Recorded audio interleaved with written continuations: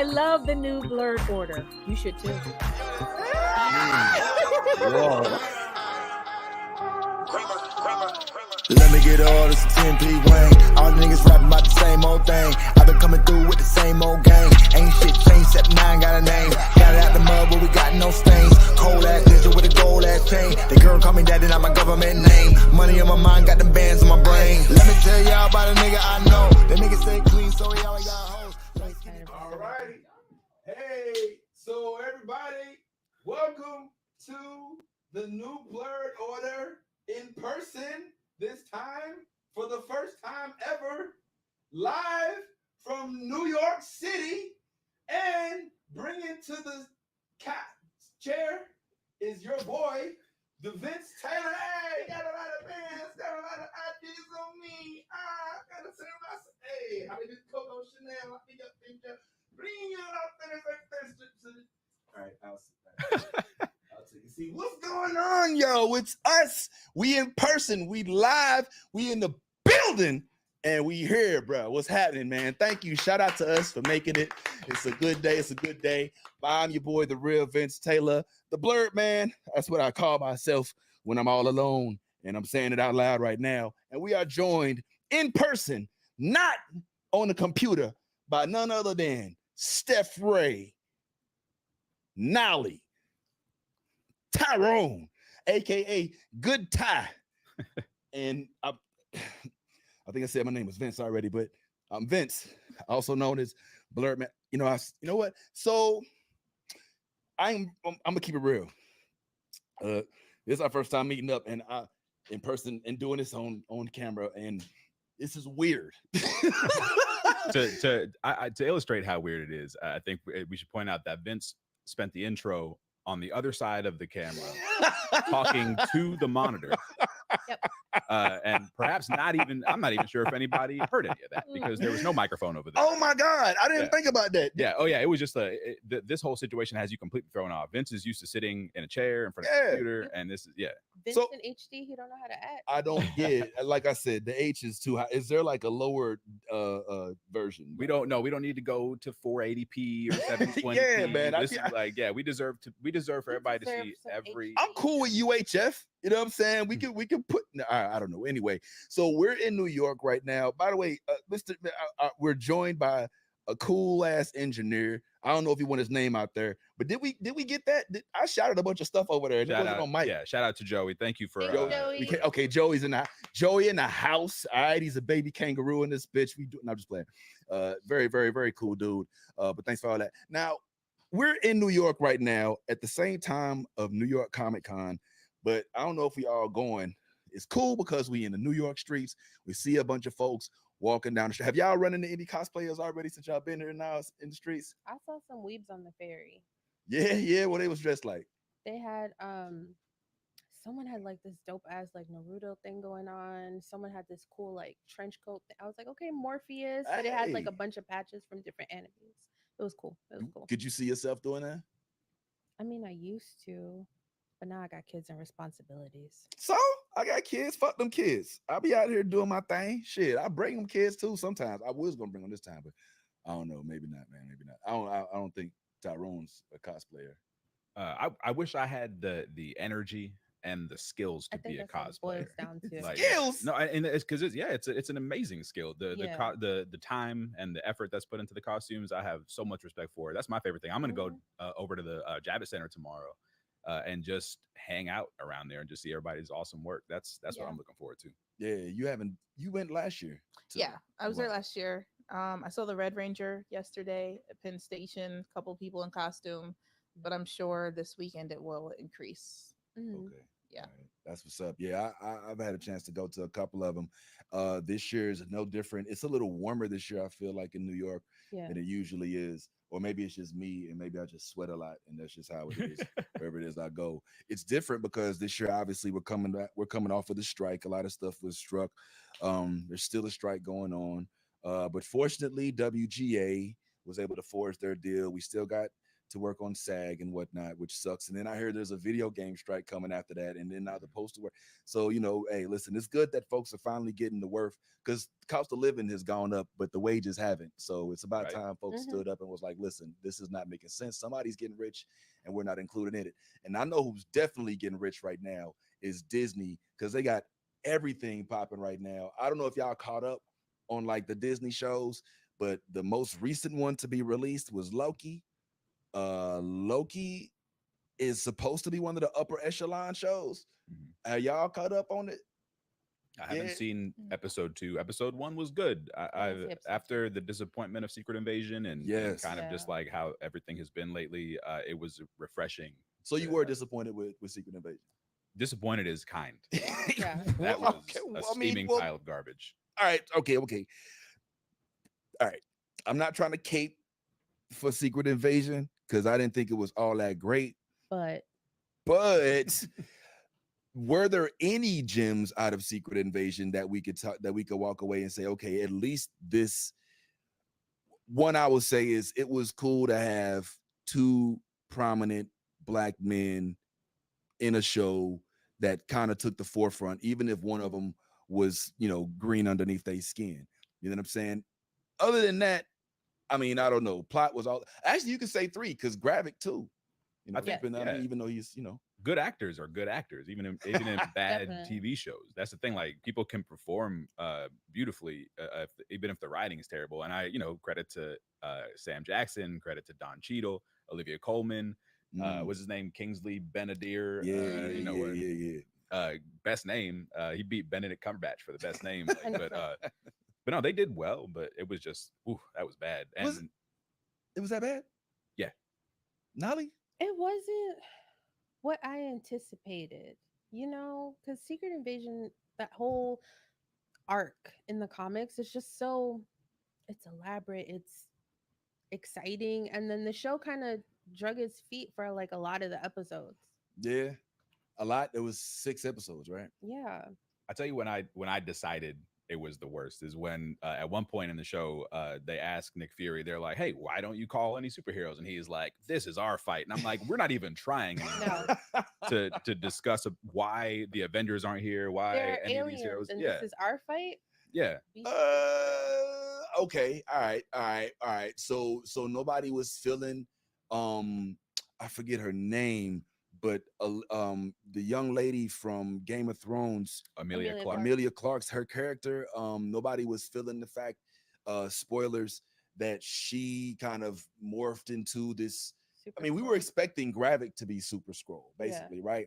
But at the end of this season, we learned that basically her character is going to be Super Skrull. That's monumental.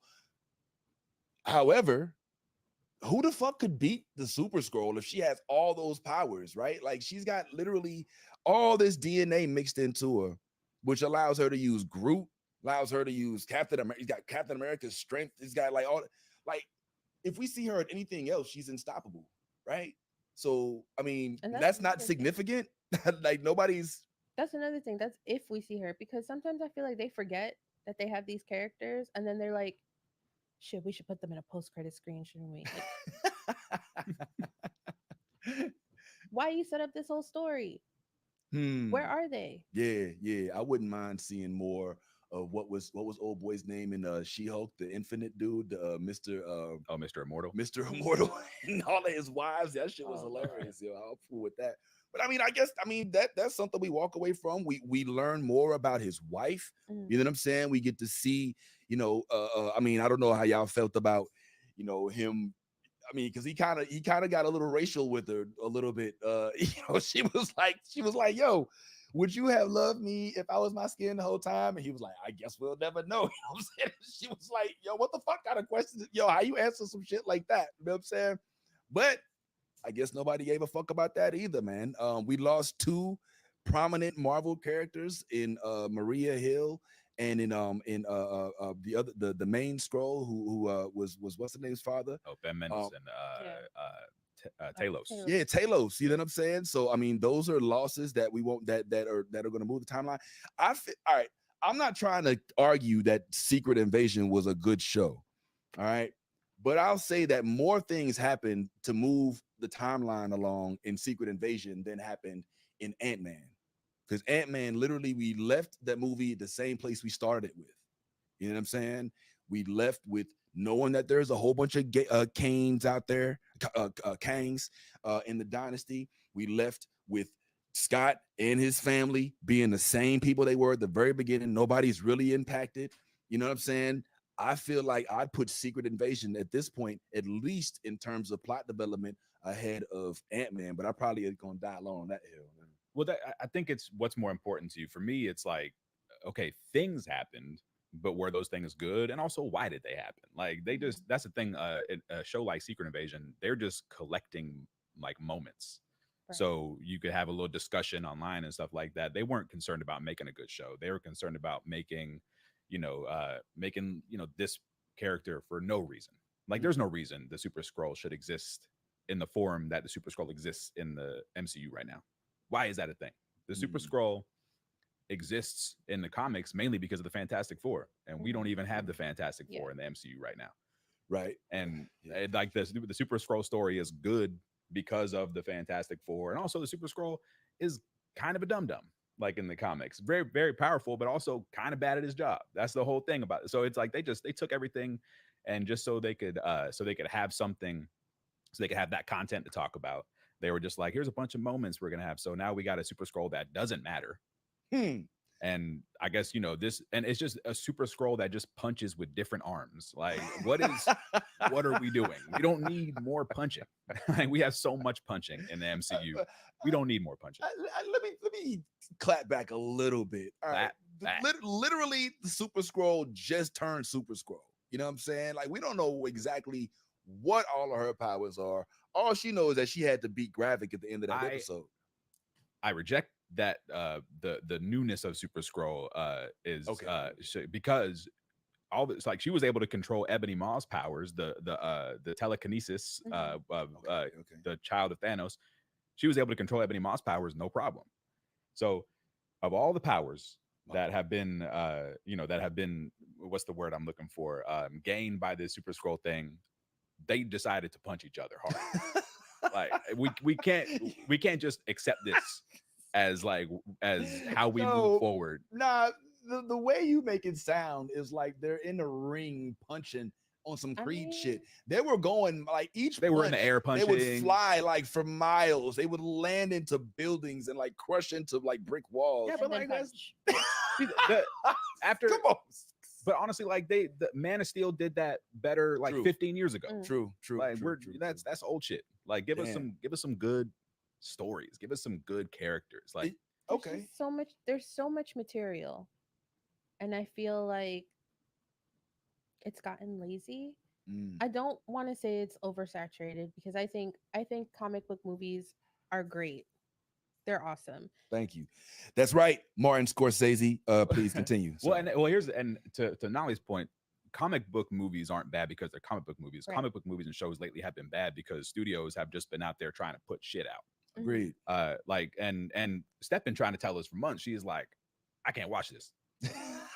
because we're over here, and here's the thing: like the studios realize that we as nerds, like, we love nostalgia, right? We love seeing our characters on screen. We love seeing them punch each other and stuff like that. So we have to kind of look into ourselves and realize that, okay, we took a lot of mid stuff.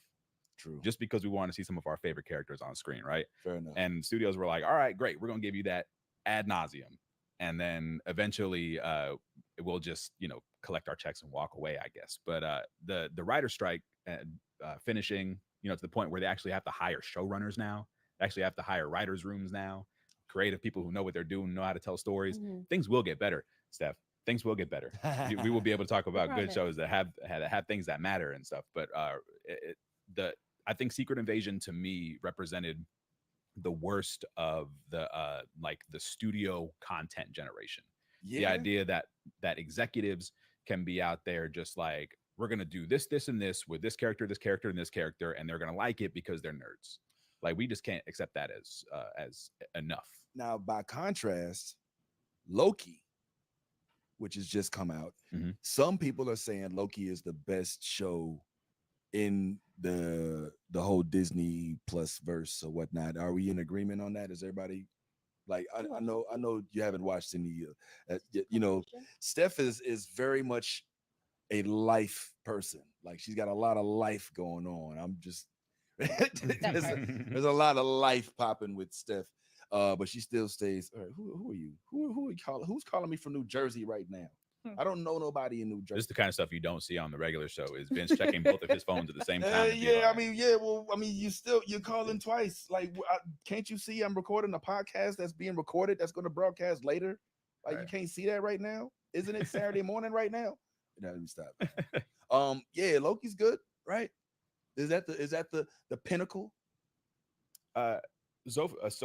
So far Loki is good, and the first season of Loki was great. I think we can recognize it now as the pinnacle, but I think going forward we should expect Loki to be more of the standard. Yeah, we should expect better. We should expect better shows from all of these. I mean, because we know as nerds who read comics and who've seen all the animated shows and stuff like that, we know the stories are good. We know the characters have depth, and we know that these things are out there. The idea that we have to just accept whatever they're throwing at us on streaming. Can we spoil it? Season 1 has been out for a long time. Oh, absolutely. Okay, please. So for obviously I'm an expert, but for viewers who might not have watched Loki, like what is its play? Isn't he dead? I'm glad you brought that this up. about? So what had happened was Did he not die? Nolly, please. when you fuck with time, and I hate when you fuck with time, but glad that it gave us the show. Right. At one point, when they were going back to collect all the gems and shit, the soul stones, Loki escaped. Yeah, I remember in him that slipping out. timeline. Yeah. So that is our current Loki, not dead Loki. That's Okay. a different Loki. This multiverse shit is a lot to keep up with. Yeah. Is the one when Cap did the Hail Hydra in the elevator and they were trying to and he slipped out? That's the Loki. Okay. I remember that. Cool. Yeah.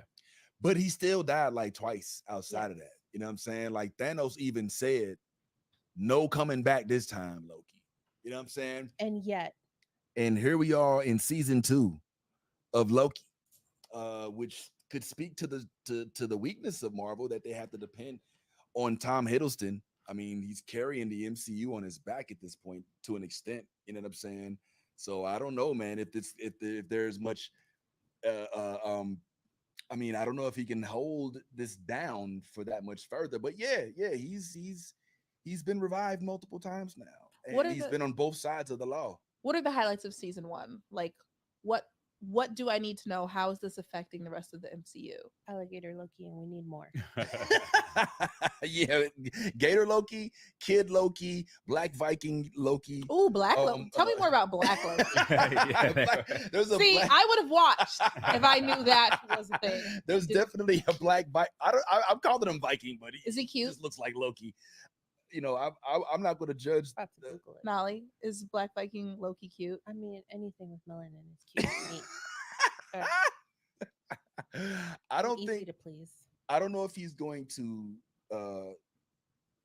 take the place of your Idris Elba poster on your wall. I do not have an Idris Elba poster. Or your Michael B. Jordan Thank poster. you very much. Right, my apologies. Jeez. Him, and of course, obviously Winston Duke and Nelson Mandela and all the other people you love. Nelson Mandela.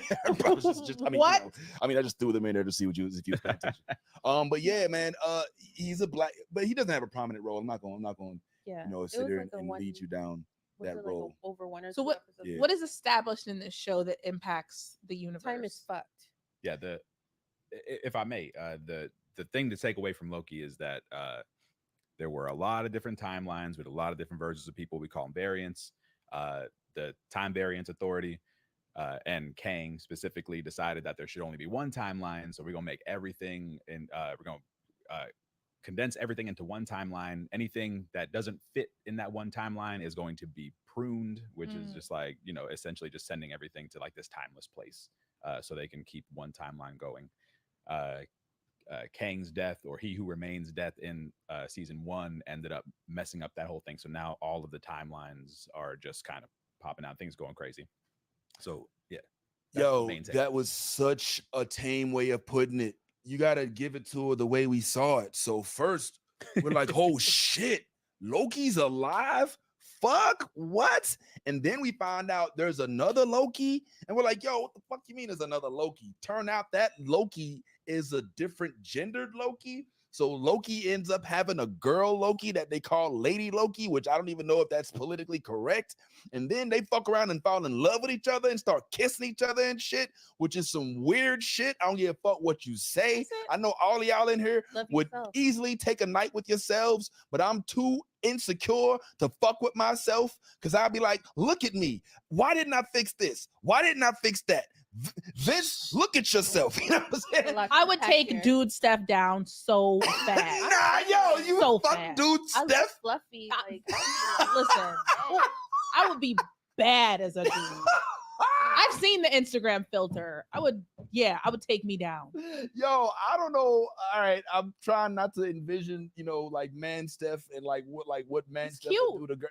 I mean, sure, obviously. And he knows what I like. Like that's what I'm looking for. Okay, so what position are you putting yourself? I don't want to go there. This is a kid's show. You know what I'm saying? But I'm curious. He knows how to talk.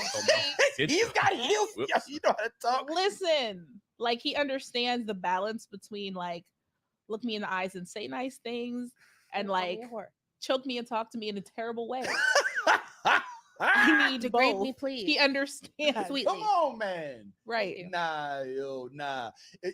That probably would be the best y'all would have, would it be a physical relationship, because I think you tire from yourself after a while. Don't you think you like get on your nerves? Have you met her? No. Yeah. Well, nah. Actually, you can't get on my nerves. But would you get on your own nerves? Like you know what you can't stand about yourself. Okay, I would get on my nerves, but we would work it out. I wouldn't leave me. I'm too stubborn to leave. So we just be like, this is it. This is for me. We gonna make it work.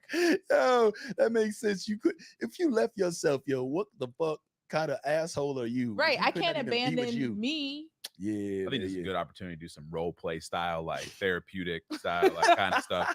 Like there's a lot to unpack in this conversation. Yeah, we're getting close to some real stuff here. Vince, allow me to be Vince variant. Talk to me. Let's do this. Let's do this real quick. All right. So I'm variant Vince. All right. We just discovered that. So, what's the first thing you would ask yourself, Vince? I wouldn't talk to you because I'd be too nervous. I'd be like, oh my God, like, look at me. I'm over there in all my glory. I hope he notices. Hold on. First of all, are you a dude? Or are you where are we with the gender thing? Like, don't worry, all that stuff is just details. I want to get into the inside. You're focused on all the wrong stuff. Don't worry about what kind of genitalia I got and stuff. We haven't even gotten that far yet. If you can find out the variant dinner, the Prince prominent. All right. I haven't even bought Vince variant a meal yet. Yeah, you're trying to. Right away, you're like, what you got in your pants? Well, I don't know whether to court you, to friend you, to play video games, to ask for your IG. I don't know when we're going to church. I don't know whether or not we're going to an EDC concert. I don't know what the fuck we about to do. First thing I'm gonna do, straight up, is I'm probably gonna pass you the L right quick, and we're gonna parlay. That's a good start. You know what I'm saying? I mean, everything. Yeah. And then once we start, we start smoking and shit, we start looking in each other's eyes. You know what I'm saying? I'm trying to wonder whether or not, what's in your pants is in what's in my pants. You know what I'm saying? And then we'll determine whether we go further. And then at some point in time throughout this conversation, before anything really weird happens sexually, I'll call my wife to get consent and permission to see if I could fuck with myself without it being cheating. Because I mean, it's technically like masturbation, right? Like exactly. What Dad said, it's basically like me playing with myself. Now, I would first of all question, how come myself looks so much better than me? You know what I'm saying? How did you don't need to be flattering me, Vince. It's just me, Vince.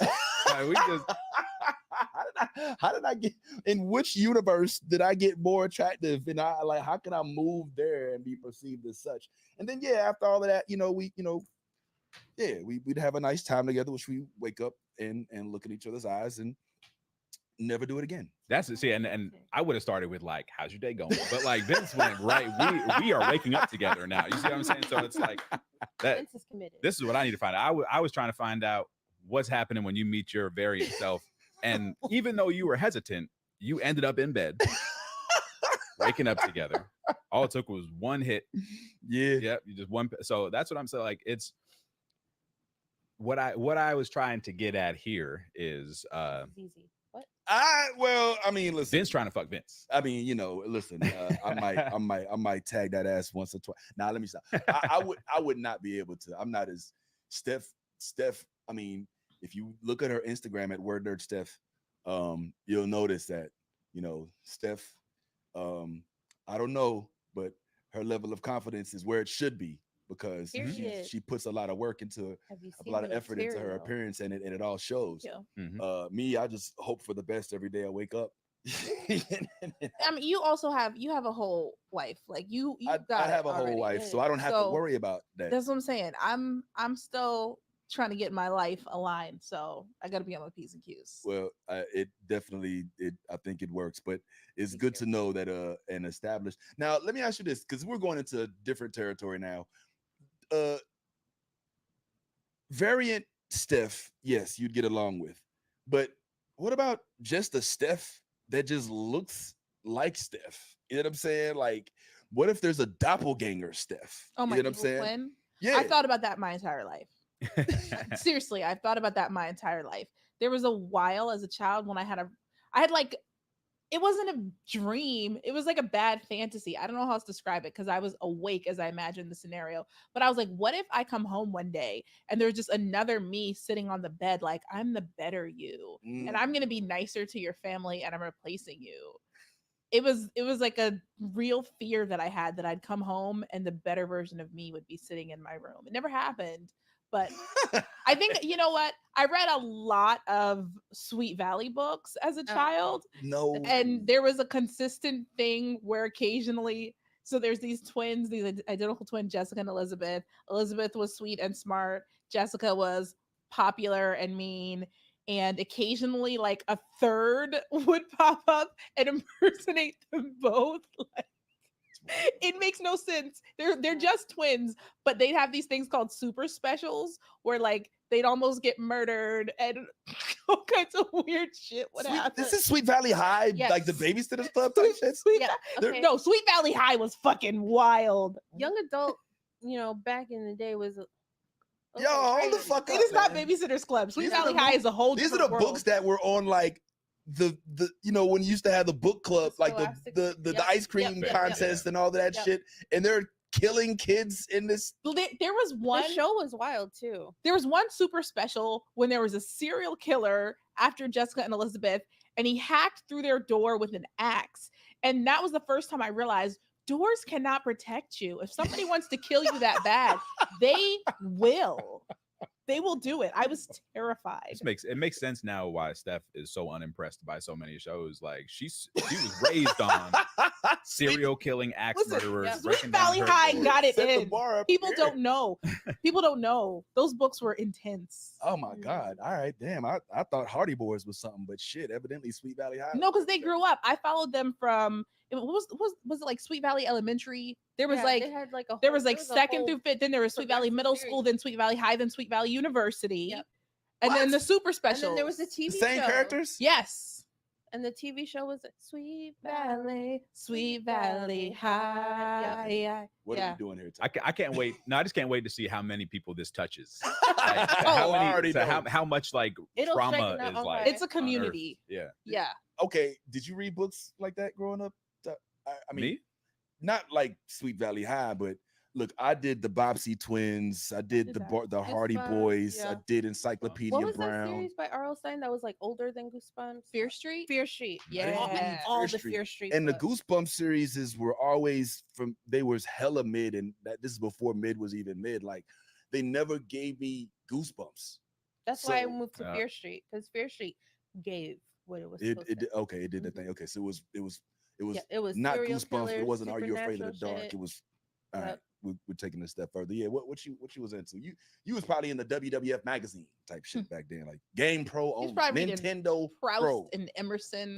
I love this wide variety. This Mein Kampf, just for the research. You know what I'm saying? It's just to know what was going on. This is a crazy scale to be perceived on. This is like so.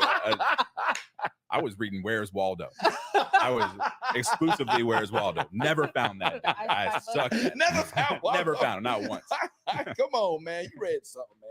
Now we read, like, it was Goosebumps and stuff like that. Definitely Goosebumps. There was one book that's just a collection of short stories, but like scary stories to tell in the dark. Oh, that yeah. was like one of my absolute jams. But yeah, I would. What is that? What is that? Scary stories to tell in the dark.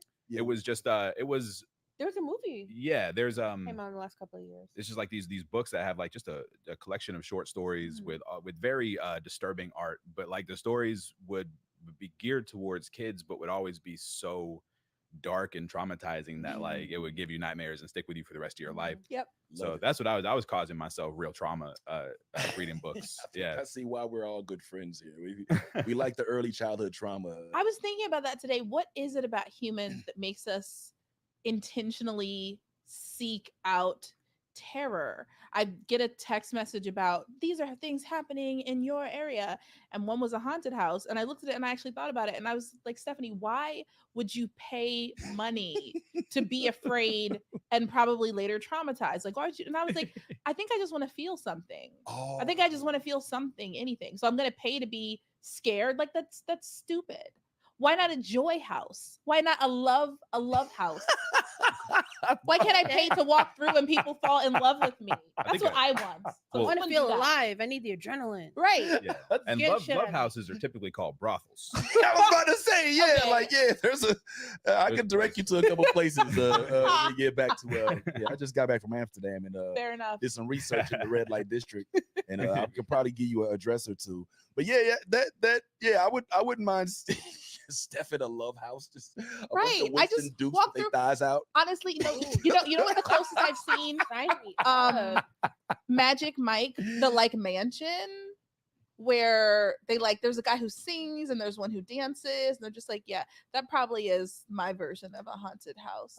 Handsome men just wooing me and paying me attention as I walk through. We're taking Stephanie to Chippendales tonight. It's already, we already got the reservations. What's the all right? I'm love this subject, by the way. What was the best book you read as a child? Let's say, let's consider childhood, teenage years to be the like 18 is the last year of which that counts. Walk Two Moons, Sharon Creech. What's that? What is that? It is the first of all, how the fuck are y'all so mind melded? Like everything Steph says, like Nolly is right there, like legit. So we talk like every day. Yeah. Dope. Okay. Yeah, feeling left out. No pressure. I'd be like, Nolly, are you busy? Are you up? I need to talk to you. Yeah. My life sucks. What are you doing? Yeah. Okay. Talk to me about that book. It is the story of a young woman who goes on a journey to find her mother. And the secrets that are revealed throughout this road trip. Sounds boring, if I can be honest. You know what? It's not. I'm just saying. I'm trying to not spoil it. It has great twists. I thought the description sounded very compelling. Yeah, a road trip sounds boring as shit. I'm sorry. Give me the deets. What else happened? Like, it's got to be more than just, we was in a car together and we talked about shit that we didn't know about. They have deep conversations. They make stops. A big secret is revealed. It's a little bit like The Sixth Sense in that what you think the whole time is not what's actually going on when you get to the end of the story. It was just very compelling. She's another book, Chasing Redbird. That's also very good. And I wrote her a letter in the 6th grade, and she wrote me back and said I was a very good writer and I should write a book of my own, and it's framed and it's on my wall. And when I feel like I'm not going to accomplish my writing goals, I remind myself, Sharon Creech said I should write a book, so I can do it. I like that story. Yeah. I love it. Yeah. Self-motivation. But that's probably why you like the book so much, because she wrote you back. No, I wrote her because I like the book so much. Okay. See? All right. Yeah. Points to climb. All right. You. Should I ask you what Nolly's favorite book is, or like you think? I won't know it. But I want to tell you, I'm writing a novel right now. Hey. It is called Till Death, and it is Love is Blind meets Squid Games. Oh shit! Yo, you heard it here first. Okay, but I'm trying to read the manuscript when you're done, because I'll read it to. I'll send it to you. Oh shit! Okay, all right. We are very much fascinated, and we'll definitely read every bit of that, especially when you come out with the audio version, because I read those quicker. But Nadia, what's yours? The Hobbit. It was my. Oh my god! I got gifted as a child. I got gifted The Hobbit on my 11th birthday by my aunt, and I still have the copy because she wrote me a beautiful letter, like this was my first, fantasy book, and I wanted to introduce you to the genre in the right way. And so it was my first, like, it's what kicked off my nerdiness. I love that. What age? 11. Shit, that's a big ass book, yo. I was I was downing. This is before I got my autism diagnosis, but I was like in there with the chapter books every day at school, the library. Librarian knew me by name. I had no friends. Anyway, long story short, that book really just kicked off my need for more like sci-fi and fantasy things, and just it's why it's my favorite. Okay. All right. Tyrone, any phase? I didn't read a lot as a kid, but one book that was out that I was required to read in high school was Lord of the Flies, and it stuck with me. That I was actually really loved reading that book. I enjoyed the hell out of it. It was deep, but it was accessible, and so that book definitely stuck with me. And I would say that was my favorite read as a kid. Why do you think it stuck out so much? Is it because they were kids and you were relating to the fact they was kids? Is it because of how it ended? I think it was more because of it starts off and you're thinking this is going to be some Narnia type stuff, and then it is very much not. And I think it was more the lessons taken from the book of just group dynamics and things like that. I mean, like as a sociological sort of experiment, it was kind of a game changer in life. It was like, okay, yeah. Oh wow, and that was a required read for you. Yeah. That was a sadistic teacher you had. Hopefully that was later on in life. I had two favorite books. One of them from my very, very much youth was Where the Wild Things Are, of course. I went way back. I know I went into toddler age, but that fucking book, bro, like it fucking changed me, because we're, in that mindset, anything that looks grotesque is evil, is a monster. And Where the Wild Things Are kind of made me say, like, just because they're ugly doesn't mean they're mean, or, you know what I'm saying? Like, I started looking at people. I started looking at things different. People. Reveal. Yeah. That's Freudian. What is a Freudian. Yeah. Freudian there. But yeah, like so I remember distinctly when I was like hella young, having these recurring dreams of me, like in St. Louis, we had this really small house, but even small houses had basements, and I had this basement, and I would go down there. And I remember having this recurring dream where ghosts would show up and it would freak me the fuck out. And then after I read and like looked through Where the Wild Things Are, and the little kid becomes friends with all of these monsters, so to speak. Like I remember having that same dream, and it was almost like I went into the dream ready. Like I had a big conversation with Morpheus and everybody else in Zion about the fact that I was going into the Matrix, and I was like ready, and I had downloaded like anti-ghost sentiment. And I went into the dream, and the ghost started coming to me, and I had this secret power. I just would say 5, and they'd be like, "Oh, well, hello, Vincent." You know what I'm saying? And they would just start talking to me, and I was like, "Oh, there's a secret word if I just say the secret word."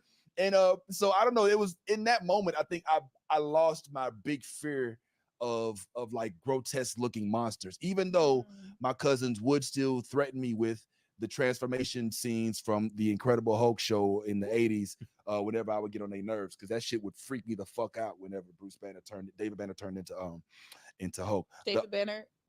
Yeah. Oh, in the show. Yeah. In the show, it was David Banner. Oh, his name was David Banner. Yeah. I thought you were talking about the rapper. The rapper, yeah. Well, yeah, That's what he's David Banner too. Yeah, that's where he gets his name from. Because he wants to be. I had no I idea. didn't That's know not his that. government name. The more you know. Wait, so he was David Banner instead of Bruce Banner in the 80s show. Right. What, is this from the comics? Is this legit? It's not. No, he's been Bruce Banner. I'm not gonna keep it. I'm not gonna lie to you. I don't know exactly why David was David instead of Bruce.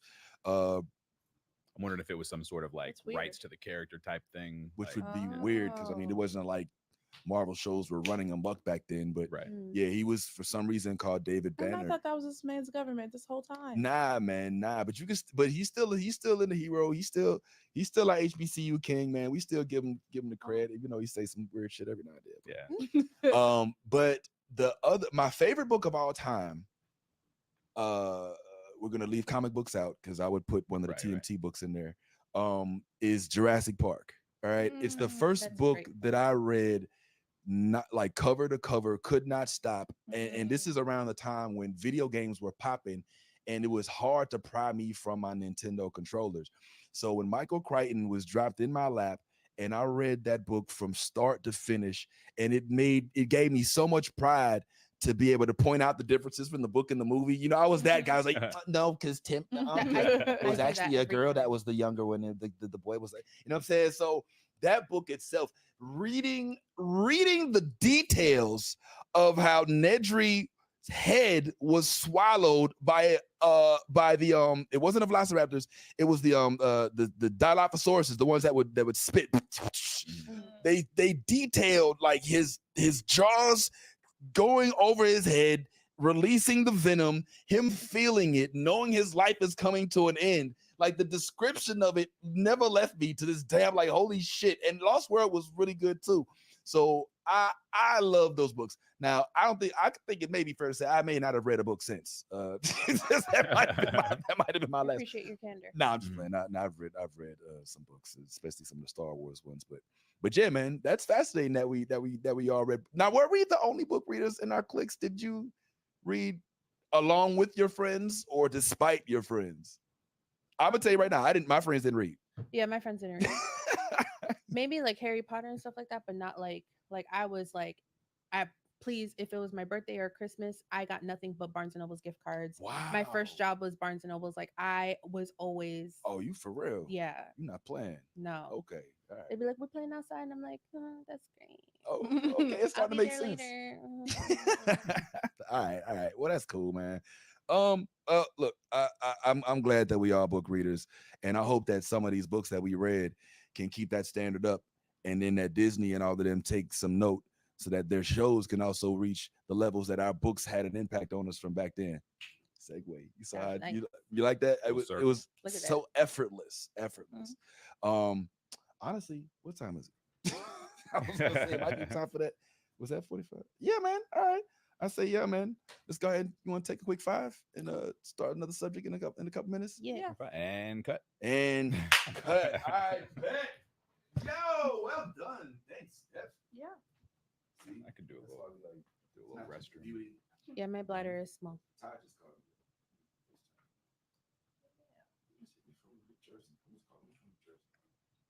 Somebody who heard you live in town.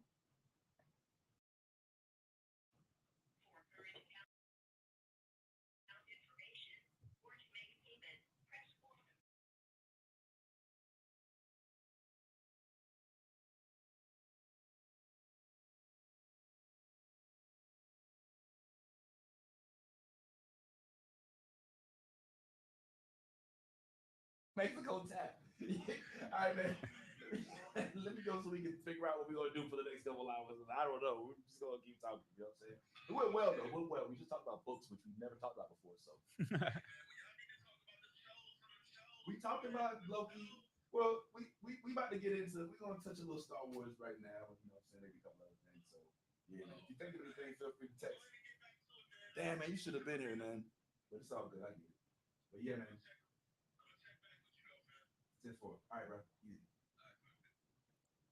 All right. So that was dope.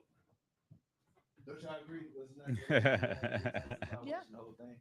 All right. So I figured maybe we can, since we're on the Disney Plus streak, I might just start where we were and lean it into Star Wars a little bit, and then after the next break, then we can start leaning into Jada, and like I have a way to cross that in.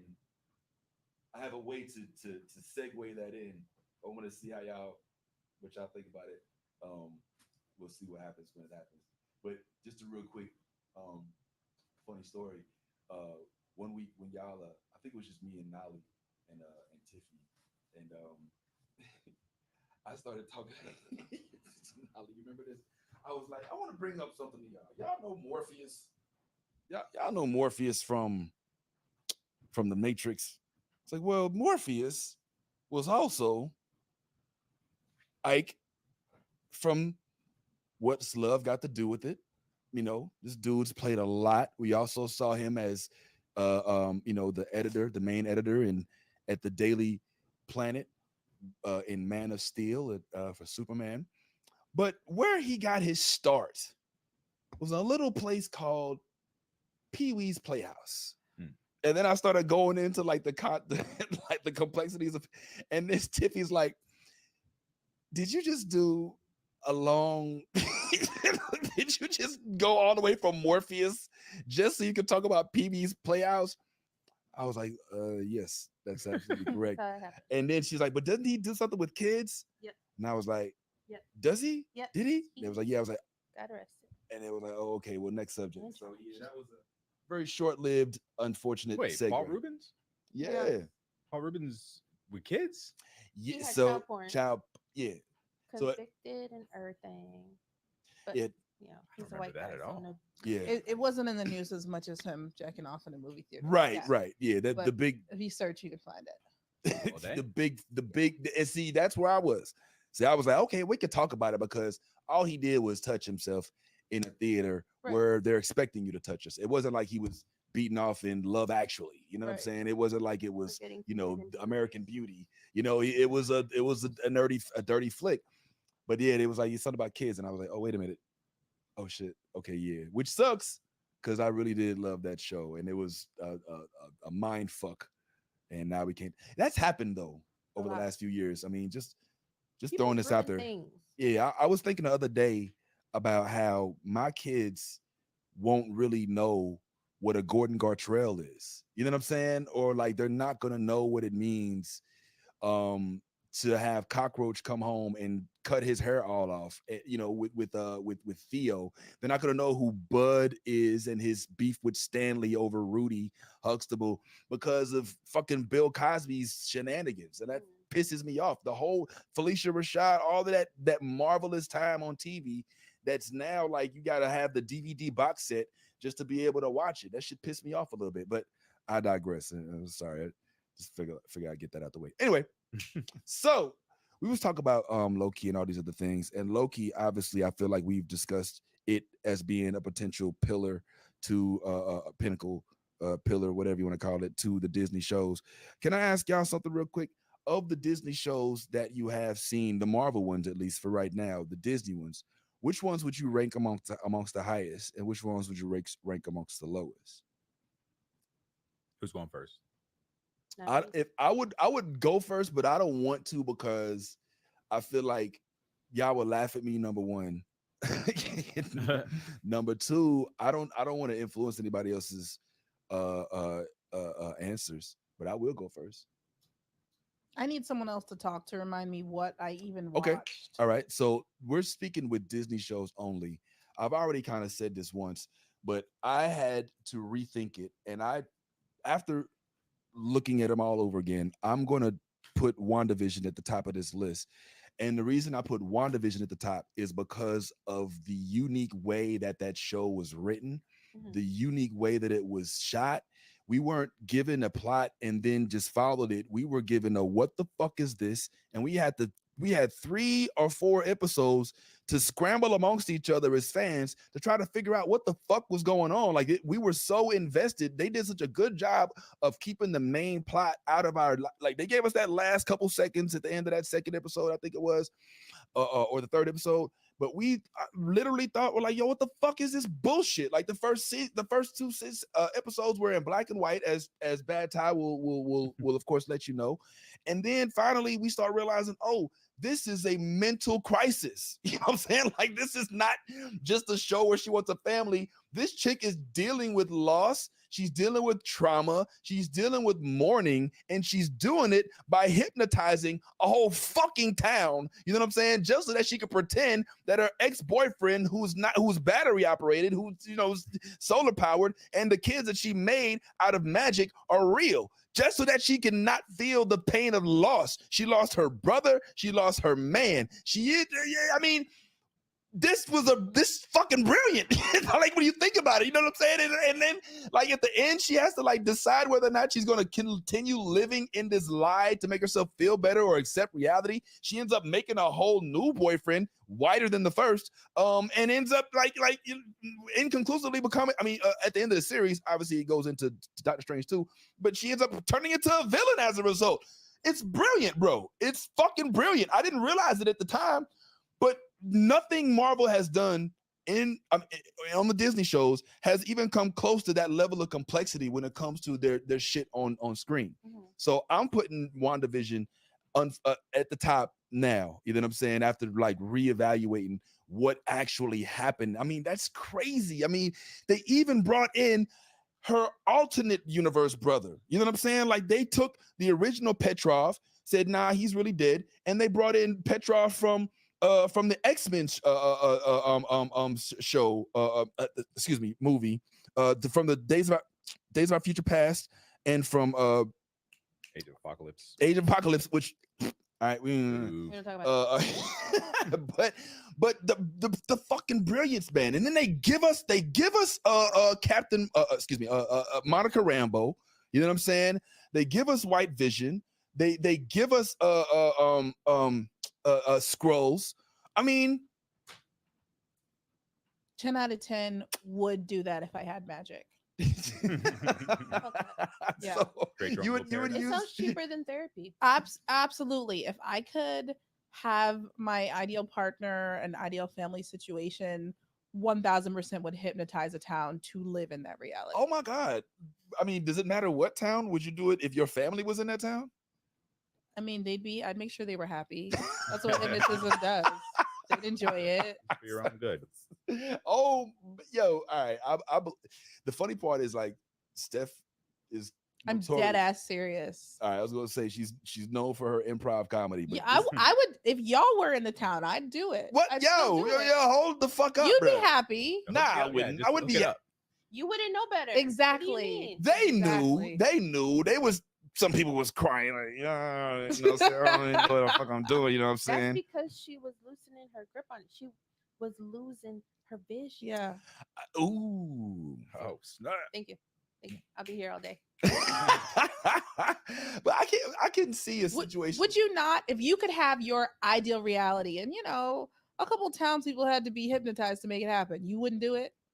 In a heartbeat, I'd do it. I would not. I couldn't do it. Wow. I have enough. I'm too much of a pushover. I won't even ask for extra ketchup at but that's Wendy's. The good thing. She didn't ask. But that's because I'm so afraid of inconveniencing people. Like my mind is like, oh man, I don't want to.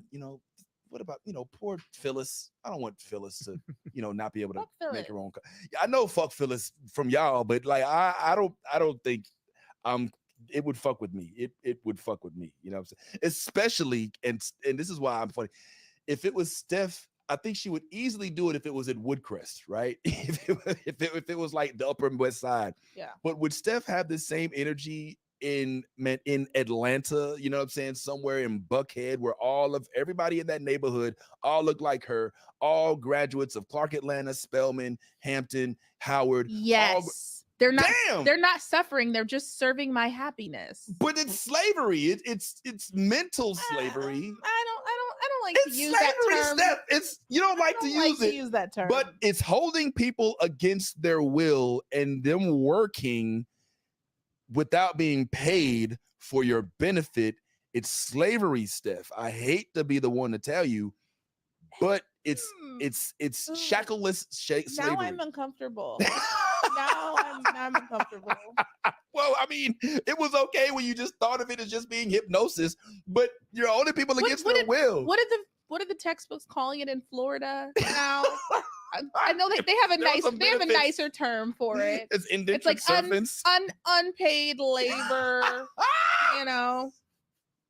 There's something nicer they're calling it. For their personal benefit. Yeah. How? I don't know. So Steph can get some every night. Get the fuck out of here. And there's other fish in the sea too. Why you gotta hold me captive for this one nigga who you probably gonna forget after a couple years? When I fall in love. Nah, bro. Nah, I'm gonna fight you when I wake up from that shit.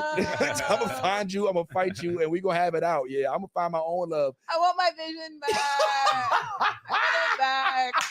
If you're watching this, you know who you are. You know it's always been you. Yo, Steph legit, and I would believe. I'm gonna tag him. It would definitely be the vision with the do-rag and the chain for Steph. Like, Vijon or you know what I'm saying? No, that's Yazzy's boo. Shout out to Yaz. We miss you, girl. Yes, hey, shout out to Yazzie, miss you as well. Tyrone, I think me and you on the same page on this one. We're not hypnotizing the town because we can't get our girl to act right. Oh no, I'd be guilt ridden. I can't deal with that level of guilt. I'd just rather just be sad in my room. That's too nice. Nolly, you do it. See, Nolly, yo, my girl got me. My girl got me. There's good in you. I've done suffered enough. If I had the Thank you. opportunity to make shit my way, thank you. and I would just look at it like, well, I'm bipolar, so it's just another. Oh, episode. don't neuro your way out of this, man. Nah, man. There's no excuse. You have kids with family, with friends in this. Fuck them kids. Oh my God, yo! I didn't. Guys. All right. I mean, all right, okay. So what if you do all of that and then the shit still don't work out? You gonna apologize to all these folks for like holding them like? I'm gonna apologize like a man. I'm sorry you felt that way. Right. I'm sorry you couldn't appreciate what I did for you. Sorry you're upset. Sorry that my hard work is going unnoticed. Right. I'm sorry you didn't appreciate what I did for you. Right. Yo, I'm sorry that you felt that way. I'm sorry if you feel like you were hurt. That's how we apologize. All right, it is what it is. Anyway, back to the subject. So WandaVision I'm putting on top. I'm gonna go ahead and put Loki underneath that, and I'm gonna keep it real. That wasn't until the of late. I wasn't as impressed with Loki as everybody else was until I watched the recent episode. And that first episode was so good. And I don't know if it's just because of Secret Invasion having to endure that and some of the other shows. Like, you know, even though I still stand by Ms. Marvel as being a good startup show, I know people want to hate on it. I think that there is some racism and religious stuff at foot. But for me personally, I thought that for a little brown girl who actually is an actual fan of Ms. Marvel, even though she's an X-Men now, I think was good. Now, so for me, I'm going WandaVision, Loki, especially because this season looks very promising. And despite his ability to break up high school fights with a single bound, Jonathan Majors delivered a 15-minute monologue that changed the course of Marvel so quickly. And then within as in a snap of Thanos in the back of a cab, completely fucked his whole future. Well, that's still up for debate, you know. I don't want to get into all that. But that was a thing.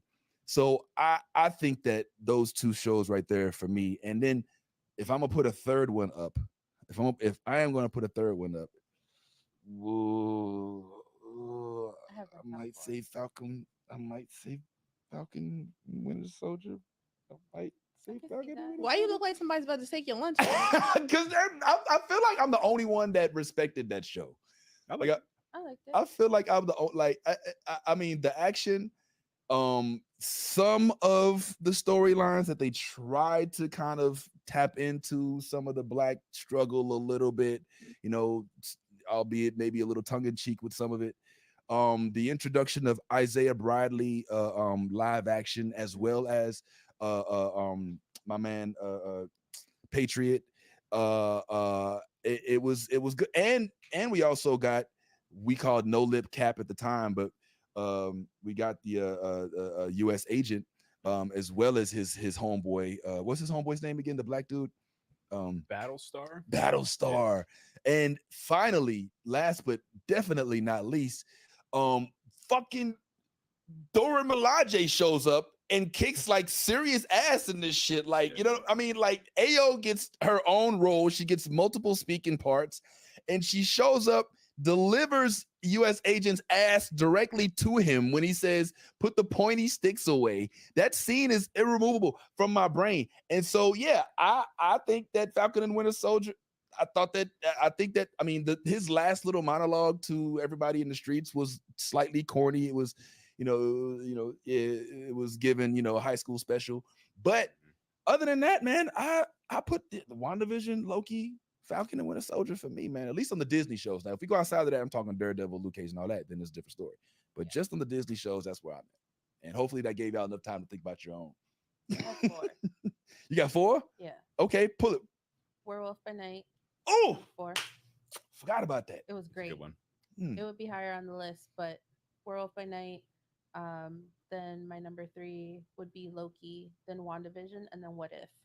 Oh, What If? I forgot about What If. I feel like it doesn't get talked about enough, but it's great. What If? I think because it's animated, it might be considered a different category, but yeah, you're right. There's another season coming, right? Yes, a whole nother season. And man, I gotta say, you're right. I forgot about. I would put What If on my list too, probably at number 4. Yeah, but which was your favorite one? Which episode? Don't make me pick. Okay, well, what do you remember the most? What first comes to mind when you think What If? Damn. I can tell you what comes to mind for me is obviously Spider Strange. Yes. Yes, wholeheartedly. This dude freaking had a cape on, yo, and don't get me started on T'Challa as freaking as man. And so those, and oh my God, Killmonger. I was just thank you, Steph. Killmonger pulls up, yo, and wins. Listen, listen. Yes, give me that reality, please. I want it. I want it. You like that one, huh, Steph? I love that one. Yeah, it's my favorite thing on Disney Plus. What about you, Tyrone? Do you have a pecking order? I'm with you on WandaVision being the best one. Loki being the second. I'm gonna put Miss Marvel at 3. Miss Marvel was great. I like Miss Marvel. I don't care what nobody says. Yeah, man. That was a really fantastic show. And then What If was so strong. Werewolf by Night was so strong. Pretty much like anything when they first announced the Disney shows and they spent a bunch of time writing them, getting all these people that were like really excited about it, and getting everybody was excited. Like that era of TV shows was good. And then after they started kind of just like shuffling things around, just quickly putting things together. She-Hulk, even though I had fun watching it, it wasn't great. What else did we have? We had obviously Secret Invasion was garbage. What's the Hawkeye? I liked Hawkeye. Okay, I didn't mind Hawkeye. The Egyptian stuff. Now Moon Knight I liked. I was about to say. I was about to. Did a good job. Yeah, I was about to writing like mental health issues and things like that. I'm glad that y'all said, because I was literally loading up the chamber for one of y'all to say some shit about Moon Knight. Like I was like, don't come for me in Moon Knight. Moon Knight was fun. Great. It bored me. It bored you. It bored me. Why? Well, yeah. Yeah. But I mean, is that all it was? Because I know melanin is a prerequisite, which I respect, frankly. But it never engaged me. I was just like, what is going on and why am I watching it? I didn't finish it. I could dig it. I think I watched the first half and I was like, I can't. Oh, see, that might be what it is. You stopped before the twist. I shouldn't have to invest 8 episodes to be interested. If you don't interest me in the first half, you don't deserve more of my attention. My time is valuable, Disney. Give me something in the first 3 episodes or leave me alone. Damn, and she looked you in the eye too, Disney. I did. And that also I'm paying this $9.99. You gonna give me my Black people shows. Where is Wakanda? Where is Riri? Give me that. She's coming. Isn't Ironheart coming? Bring Killmonger back. Take me back to the ancestral realm to spend more time with him. That's what I want. If you're not entertained halfway through, do not finish. I think is probably something that anybody who takes you out should know in advance. Right. It's Book like me. Come strong. I could imagine like Steph getting up in the middle of dinner, like, this hasn't been as entertaining as I expected. Your profile said XYZ. I don't do that, but I will say I know within the first 10 minutes. Oh no. If I want this person to call me again or not. Oh no. Nolly. Yeah. Tyrone was nodding along too. Do you know how many? Oh, not you too? Damn. You can tell when you're connecting with somebody pretty quickly. Yeah. It's been a while. Okay. All right. So you've been out the game, so you don't know what it's like out there. Yeah, I don't know these streets. It's rough. Nolly. Look, I had to do a lot of weeding to get to where I was. And even then I almost did not swipe right. Why did my mind, when you said weeding, want to ask you indica or sativa? Like I didn't really process the fact that you were talking gardening. Okay, of course. But anyway, yeah, man. All right. Well, yeah. Be warned, Disney and future matches for Stephanie when it comes to keeping that level of interest. But if I could just for a moment do exactly what I said we shouldn't do, which is to expound on things without being humorous about it. But the thing that I think folks are forgetting about Moon Knight was it had what I would call Fight Club appeal. All right. It was a cerebral show. And Stephanie, I know you didn't make it all the way through it. And I'm not trying to say you should go through it. But the difference between a Moon Knight and, say, a Ms. Marvel is that Jake fuck, I always forget his his other personalities. But this is a psychotic motherfucker. This is a dude who has multiple personalities, each of which have different strengths. And one of his personalities is there to protect him from his other personalities. And we don't learn that. I mean, we don't really learn it until later on who those personalities are. We don't actually learn even who the last one, the cabbie, isn't. If you're not familiar with this comics, we don't even learn who that is until like the very last episode. So this roller coaster that we're on takes a complete left turn some point in time throughout the series, and you realize that some of the shit that's been happening hasn't even been happening like to all of the personalities that he has. All right, I'm losing Steph. I'm sitting here thinking, okay, so if he had more interesting personalities all along, why not lead with those? Lead with the good ones. The twist, yeah. Well, I mean, so as humorous as that is, let me take a serious approach to it. So let me speak like I'm the director. Well, we kind of did. We just did it from a different perspective. So Jake Lear. Somebody. All right. The names Lockley. I forget the name. Sometimes I get them mixed up. And then there's his British personality, but we were introduced to him just not directly. We were introduced to him through instances. So Jake would get knocked out. Mark Spector would hold this. Mark is the badass. Stephen Grant, and then Jake Locklear.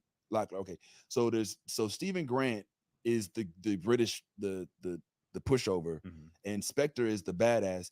So Grant would all of a sudden just be waking up somewhere, blood all around him, motherfuckers' asses beat.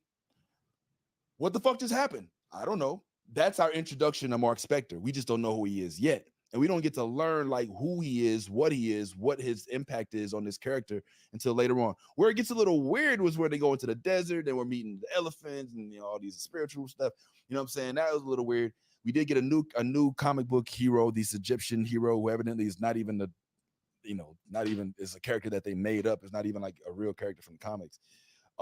So I like it when shows take a complete turn, which is not something we saw in Secret Invasion. It's not something we saw in Ms. Marvel, even though I still liked it. It's not something we saw in a lot of shows. It was very cerebrally psychotic, and I love that aspect of it. I love in Fight Club where we learned, holy shit, there's no Tyler Durden. Wait a minute. There's no Brad Pitt. You know what I'm saying? Who is this guy? You know what I'm saying? So for me, that's that. But I can understand why, because the first 3 episodes, they are a little slow. I will definitely concede to that. So I could see how you could lose interest in, and your interest ain't want to be fucked with either, Steph. So yeah. My time is valuable. Hook me or I'm out. So there's that, man. But I don't know, man. I don't know. Another one that I would probably defend was, you said She-Hulk. And at the time, I remember when we was talking about this, and Tyrone kept saying, I have to train myself to watch this show differently. Right? Like it's one of the shows where you're like, look, I can't look at this show and watch it like a regular show. I have to say, no, don't take it seriously. And I feel like if you look at like She-Hulk fits, but when I start saying these things, I start feeling like a complete Marvel dick rider. You know what I'm saying? Like I feel like like I've taken it whole all the way to the throat and I'm completely cool with it. You know, I mean, I don't know if these metaphors are all right. Yeah. All right. That was intense. I'm listening. I think I drove the point home though. I mean, I feel that's how I am. Like, I'm like, sure, Marvel. Yes. Just douse me with all of your Marvel shows. Yes, please. Like, and I don't really give a fuck because I love Marvel so much. I'm just like, yes. Oh, yes, please. Marvel, whatever. And everybody else is like, that is kind of an asshole that you let. All right. I don't know where. I think what happens in my private time is. I think it's okay to be a Marvel super fan. I don't think there's anything wrong with it. Because honestly, Marvel gives. Yeah. Okay. Nothing wrong with it. All right. Well, I mean, because right now there's a whole Marvel fatigue thing going on, and we've even learned that Disney has considered, if they haven't already completely done so, that they may be letting go some of these shows they want to stop limited series and focus more on serial productions. Supposedly, that's something I read. I don't know how that'll work. What's Well, the but, like, difference? the so Disney produces cereal. All right, you see what he did there? I thought We saw it. Um, We saw it. You're welcome. so that perspective on things, the way Disney and the studios have been like, hey, great news, guys, we're going to change the way we do television. We're going to hire writers, and we're going to hire showrunners, and we're going to do pilots, and we're going to do show bibles and things like that. This is the way television has been done forever. The difference is that that Marvel Studios and Star Wars is doing the same thing, but specifically around streaming, they were like, there are no rules in the WGA and SAG contract that make it so we have to do TV like this because we're doing it on streaming. So we could do TV the way we want to do it. So you had a bunch of executives that were just like, hey, we could just put these people on screen and give them these whatever words and who cares, and just put it out there because people are going to like it. So the reason why we see these changes now is because now with the WGA's new contract, now they actually have to hire showrunners and a certain number of writers in the writers' room who are going to make sure the shows are good. So now they're like, oh, we're going to focus on multi-season TV shows and things like that. So we're going to actually be focusing on story, and we're going to be focusing on context and things like that. So did they not have writers' rooms and showrunners before? Like, what I'm trying to follow. Yeah. Like, what's an example of a property that didn't have this stuff, and what's one that did, so I can understand the difference? So Secret Invasion. I don't know how it was structured because only the people that were in it. But what has come out through the writer strike was that the way, especially around streaming, the way that they were staffing the shows, it would be like you'd have one person who would basically have to write an entire script most of the time, and then when you typically have like a writer's room, and you would have a pilot, and then you would have and things would go like that. But so you'd have a one person who would like write a script, and then you'd have like executives make a bunch of changes. They were changing job titles to try to get around paying people certain things. Wow.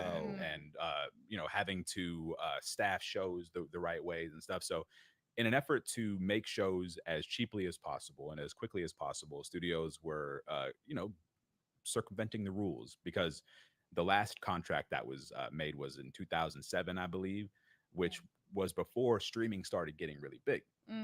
So streaming just kind of was like a wild west of writing and producing and stuff. Got it.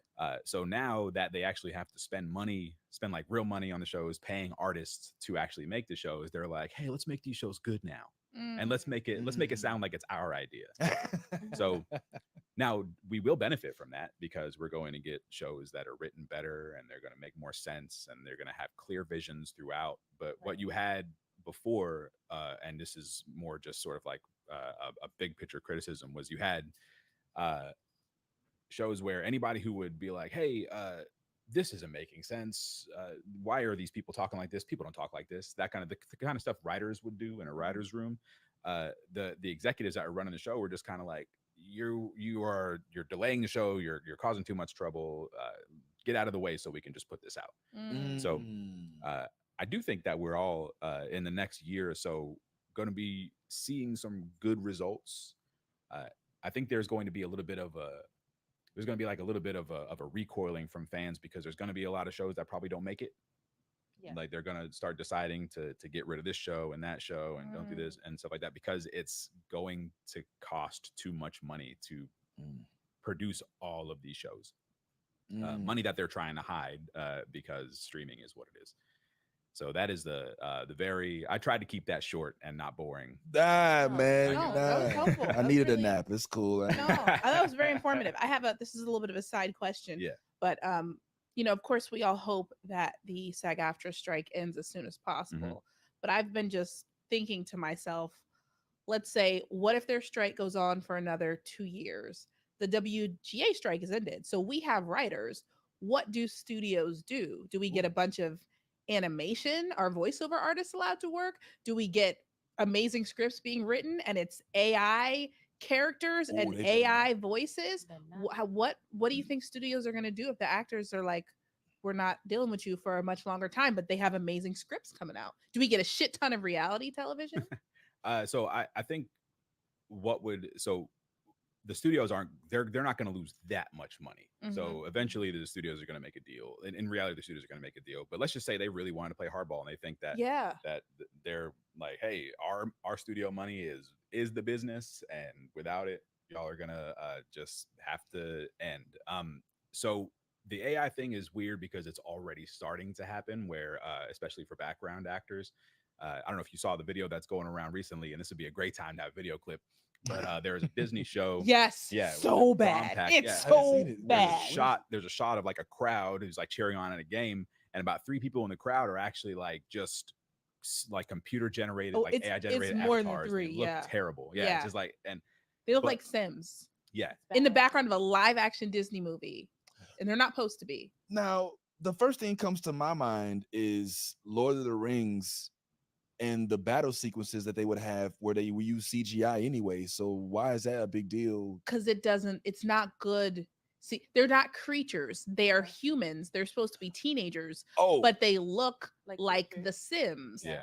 But it would be like you're watching a regular live action Disney teenage show or movie, humans, but some of them are very clearly AI generated. I need to see that. And not only that, but they're trying to get to a point where an actor will go and do a movie, but in the studio, in order to be a part of this movie, in order to be a part of this show, the studio is like, hey, we got to have you sign this piece of paper that says we own the right to your digital likeness in perpetuity. That's so we can put you in whatever, whenever, without paying you.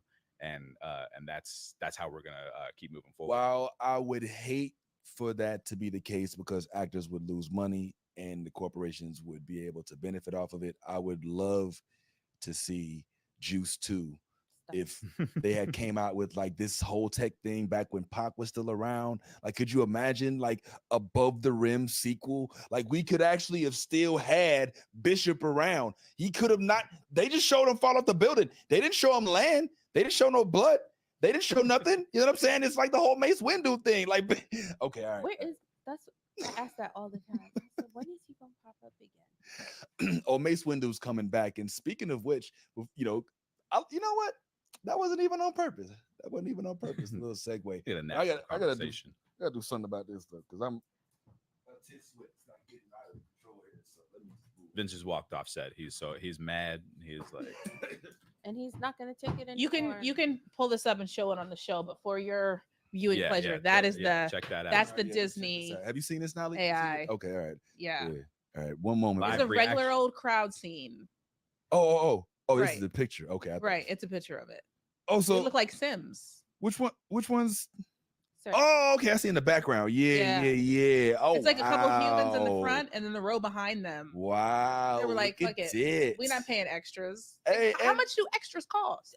What kid doesn't want to be an extra in a Disney production? Right.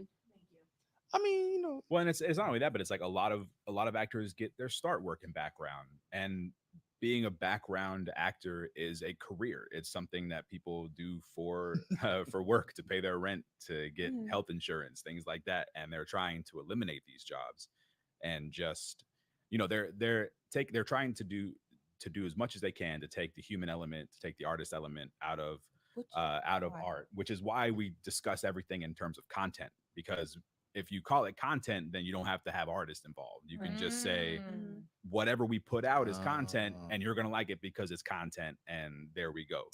And that's what we're trying. That's what the strikes, what they've done is they've made it uncomfortable for the studios to keep moving forward on that path. And they've worked to protect actual people doing these actual jobs, making these actual shows. And hopefully we'll be able to keep on protecting what is, you know, the kind of it's a fight for art.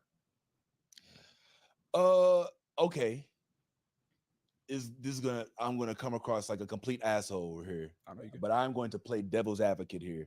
But let it be known from the jump that I'm 100% in support of SAG, of WAG, and WGA, and everybody else. This is completely just fictitious debate based on certain set circumstances. So what the difference that you've mentioned now is the fact that it's art, which is more sacred, right? Art is more sacred as opposed to just things that have served their core, have kind of just with time evolved, out of relevancy, i.e., maybe a blockbuster video or, service stations. So if I was a complete asshole, like if I'm Bob Iger and I'm sitting in a room full of white folks with cigars, laughing at the people who are trying to strike because I know I earn, I know that they're going to come to the table, or I'm the guy who gave them their start, and it's because of me. You should be thankful. I know that's the kind of sentiment they have.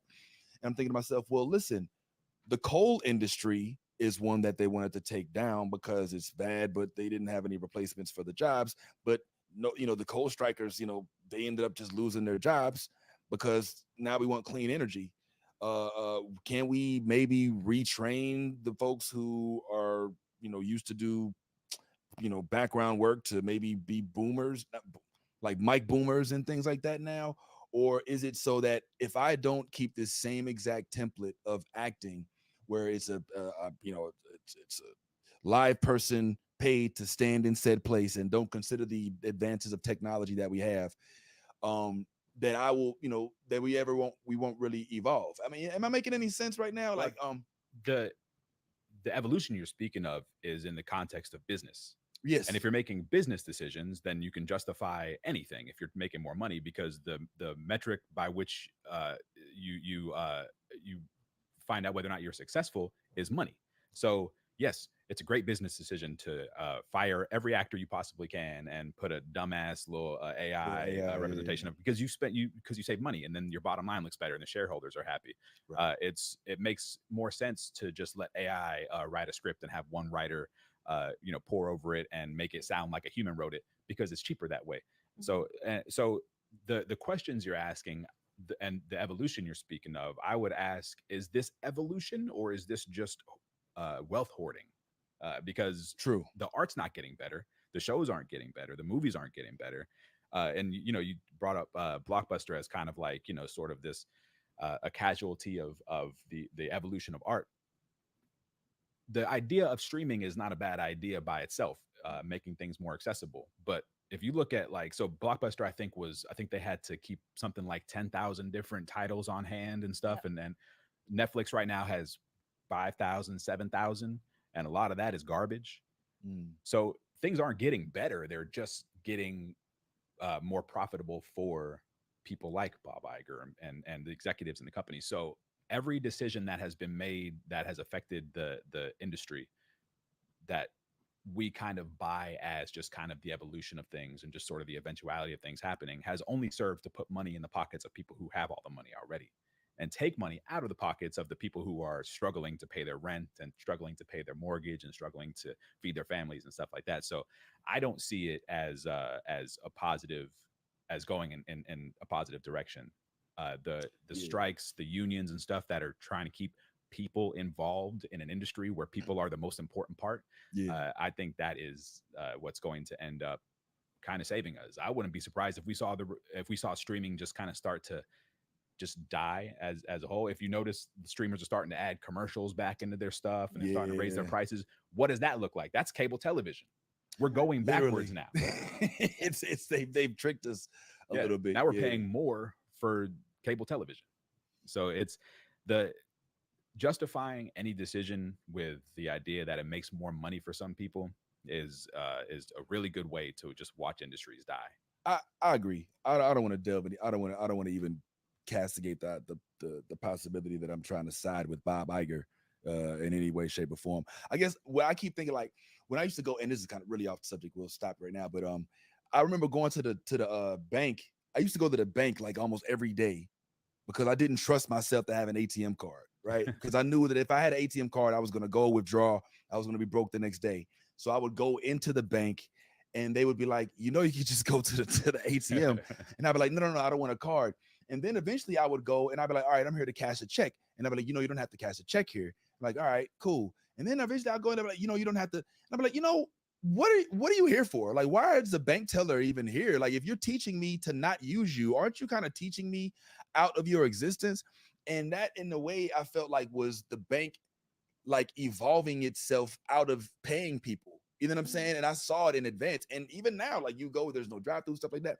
So I wonder, like, Can if can I offer a different perspective on that thought though? please, okay. And by the way, I also don't want to tie those two together. I'm just saying, like, I Yeah, see. no, Okay. but just on the bank thought, was it the bank evolving its way out of existence in a way, or was it the bank realizing that they can make so much more money charging people ATM fees and fees for whatever the hell else, and why are we paying these people to provide services when we can just we could be like, hey, put your money in here, we're going to charge you for literally everything and do it all yourself. You know what I mean? This is just, it's all just people trying to make more money and hoard more wealth. Literally, that's what I was thinking. I was like, the bank has realized that the middleman is the teller. You know what I'm saying? Like, there's no need for the teller if we can just get everybody to just go directly to the ATM. You know what I mean? And it just felt fucked up. You know what I mean?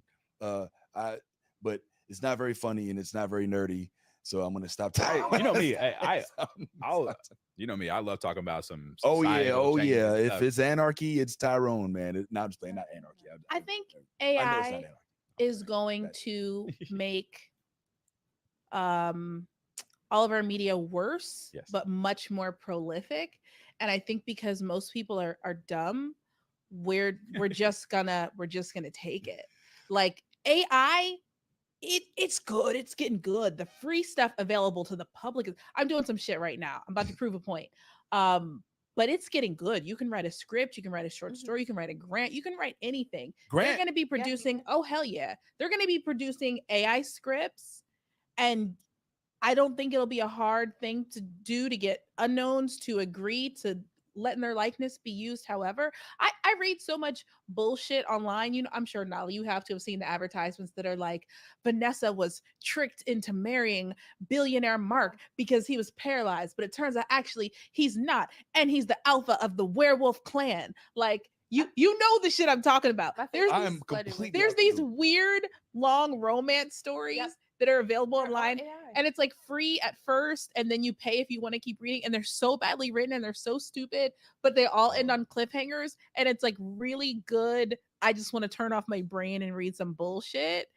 I'm saying all that to say the point I'm trying to make is it's not good writing, it's terrible, but when I just want to turn off my brain, I will still read this shit and just laugh at how bad it is. And I think that's what's going to happen to our television. Like, AI scripts are going to come out and they're going to be bad, but we're going to be like, you know what? It's on and it's free and there's a lot of it.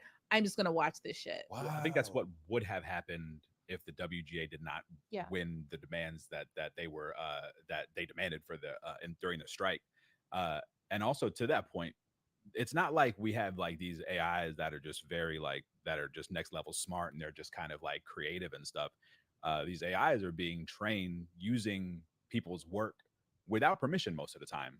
So it's just, you feed a bunch of data into an AI, bunch of scripts of different kinds into this AI machine, and it's going to sound, I don't know the technical jargon behind it and stuff like that, so I'm going to sound stupid talking about it, but the basic idea is you feed as much data as you can into AI, and you tell it to do whatever, and it takes your prompt and it like does its best to take all the data and spit out something that looks as close to what you asked for as possible. And to Stephanie's point, a lot of the stuff is close enough to where people can't recognize it as something produced by AI, whether it's like a piece of visual, what they call art, but we're just going to call AI generated content. Whether it's some sort of drawing of a superhero that we all like, or if it's a short story or whatever else, or if it's an entire script, they don't have to be good. They just have to be passable. And that's where TV was going until a couple weeks ago. Look here, you can say what you want about AI, but I ain't seen nobody draw them Caribbean superheroes as good as AI did till that shit came out. Did y'all see? Did you see them Caribbean superheroes, boy? It's Mr. Trinidad, bitch. Well, here's the thing, though. Somebody's out there drawing those Caribbean superheroes just as good, if not better, than AI. AI just takes elements from their artwork. And so that's why everyone's like, pay artists, because you could literally pay. And that's the problem with AI, because it's so free and accessible. Everyone's running to it. And so these artists are having their art ripped from them and not getting paid for it, because this is free and this computer can just pull the data from wherever it's been posted and jargon up this whole new thing. I mean, I'm mad, that AI is causing people to lose their money and that people are being overlooked as a result. But I think I'm a little more mad that I didn't have Chat GPS when I was in school and or GPT or whatever the fuck it was, and able to work sometimes. Yeah, I mean, we didn't have that luxury of being able to just say, "Hey, do me. I need somebody. I need a book report on goddamn it the what do y'all have to read like the what was the one where like Fahrenheit 451 or some stupid shit. You know what I'm saying? Like I didn't have that luxury of being able to just put in, some like I wonder if I'd even be able to do that nowadays. But and even like as a sci-fi nerd, I love the concept of AI. I love technology and stuff, right? But we live in a society where a bunch of rich people are taking this technology and using it to make poor people poorer. Yep. You know what I mean? They're using it to take from creative people and sell to people who are, a lot of the times none the wiser. So it's just this bastardization of what could be good technology that's useful and that could actually do things like AI should be doing like the most mundane things that we as humans have to do. There should be no reason we're looking to AI to create art. Like, I was just on Chat GPT. Write a catchy rhyming hip hop theme song for the new Blerd Order. It's a black and nerdy podcast. Blerd means black nerd. The characters include Vince, stand-up comedian and fearless leader with a big voice and bigger heart. Good Tyrone, also known as Good Ty, the intellectual voice of reason. Nolly, deep nerd culture expert and pro makeup artist. And Steph, smartass and hottie, who mostly wants to talk about black people and Michael B. Jordan. They air their podcast every Saturday morning, sharing hot takes on Marvel, Star Wars, and all things pop culture. Here's what it gave me. Yo, it's the new Blerd Order taking over the scene. Vince in the house, big voice so mean. Stand-up comedian, heart full of gold. Every Saturday morning, our stories untold. Good Ty here, the intellectual, never fake. Voice of reason, intellect for goodness sake. Dropping knowledge, making sense out of the haze on the new Blerd Order. We're setting the craze. Nolly's in the mix. Deep nerd culture's her thing. Pro makeup artist, she's got the bling bling, talking Marvel, Star Wars, and all things so cool. On this podcast, we keep it real. That's the rule. Steph's in the house, the smartass and the hottie. Michael B. Jordan, black culture, she's so rowdy. We're talking about black people. We're keeping it real on the new Blerd Order. There is no chill. Chorus, new Blerd Order. We're taking the stage. Hip hop and nerdy in this digital age. Every Saturday morning, you know where to find the hottest takes on pop culture. We're one of a kind. Okay, all right, you're all fired. Okay, right? Nobody ever thought of something that dope. Give me a fucking break, man. I mean, yo, why don't we like Allen Iverson if they're not gonna put out shit like this right here, man? That's dope. I sat here and wrote this little paragraph description as we were talking, and it gave me the song. All right, so here's what I'll say. I'm kidding with what I just said, and obviously it's AI, not Allen Iverson. But the thing about that is that was a request that was made because we didn't feel like doing it. It's not a job that was taken from somebody else. And I think that's where the big crux of it comes in, right, Tyrone? Like if the argument is going to be, well, if we didn't have AI or Chat GPT, Chat, all that Chat BIG. if we didn't have Chat BIG or whatever, then we would have gone to Craigslist and tried to hire X person. And as a result, now somebody's going to miss out on a check because we had access to that. I don't agree with that argument at all. If I can get a machine to do it cheaper and better, I'm going to. People and jobs have to evolve. And I say that as a writer and performer. If ChatGPT can do what I do better than me, then I need to do better. I bring something different to it. Like there's so many things we do that are automated now that weren't always. You know what I mean? Like I disagree that it's better than what we could do. It's better than the theme song that existed before, which was nothing. Yeah. Right. Because it's something, because it's content, and because it's whatever. But like it took words you gave it, put a couple rhymes in there, and we were all very impressed by that. But I mean, I was low key not really that impressed. No, absolutely. We still need people, but I'm saying for the things that ChatGPT can do as well as a person, let it. Absolutely. But my thing is, I don't think it's doing anything as well as a person. I think it's taking from people who are already doing this stuff, and it's putting out something that can pass as a new thing that's been created out of thin air when it hasn't been. It's derivative of art that already exists. So it's not creating anything. You don't have an entity creating something new. It's like I'm trying to think of like a good analogy. It's just like it's like if you just dumped a bunch of Scrabble tiles into like a mixer and got a word, you're like, this mixer created, but nah, you just like the words were there. You just put it through a little thing to, so we didn't have to do the legwork on it. And I don't know, commodifying art is something that that really gets under my skin, because it's like this. You can tell. The more business thought that goes into the process of art, the worse that art's going to be. We can see it.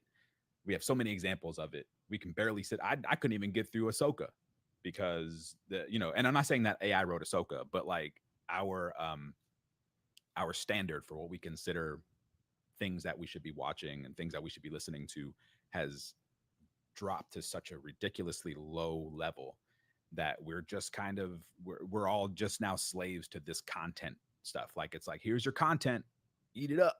And I just it's like I can't. I personally have a hard time with it. I would say it is a little. It is, first of all, I mean, I think if you have your way, it's going to be a lot of angry liberal arts majors at community colleges with force having to write their fucking reports and shit without the chat VBS or whatever the fuck it is.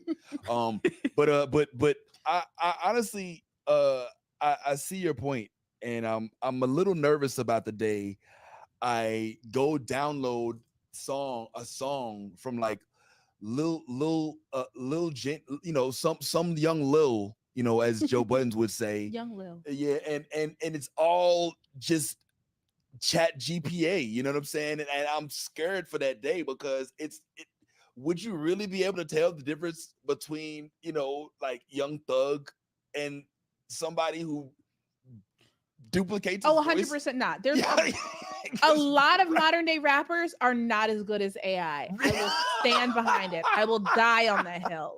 A lot of what the kids are listening to are not as good as what AI will create. All right. Hey, I'm not even gonna argue with that. I can write you a little baby, young Yachty, mini Tunchi right now. Give me a prompt. I'm gonna take Lil Baby. I'm gonna give him a little. Chat GPT will do better than any of their work now. Lil Baby's hot. You know what I'm saying? And here's the sinister stuff behind it for me. The way even hip hop has become so homogenized, like throughout the last several years, maybe decade or so, and it's coming from the companies that own the music. They want everything to sound the same so they can pass off bullshit as good music. Because the closer they get to everything sounding the same, the closer they get to not ever having to pay some rapper, and they could just make a little AI thing. And this isn't some far-fetched idea that I've come up with.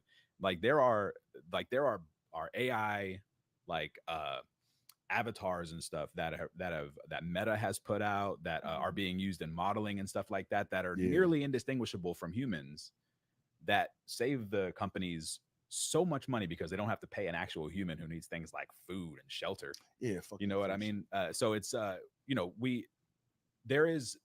have the